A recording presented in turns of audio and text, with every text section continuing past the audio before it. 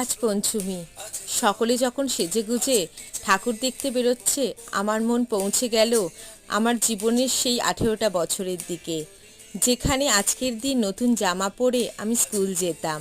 কি কি জামা পরেছে সেই নিয়ে আমাদের মাথা ব্যথা নেই, রয়েছে স্কুল ইউনিফর্ম পরতে হবে না সেই নিয়ে মজা।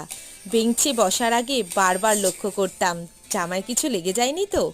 টিচাররা যখন, ও সরি, আমরা তো দিদিমণি বলি, দিদিমণিরা যখন জিজ্ঞেস করতো, কিরে এটা কি নতুন জামা, আমরা অনেকেই বলতাম হ্যাঁ নতুন জামা, কিন্তু একবার পরেছি।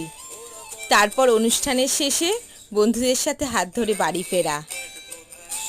সেদিন জানি না কেন চারপাশে নতুন এক গন্ধ পেতাম, নতুন জামা, ধুনো, শিউলি ফুল, নানা রকম গন্ধ।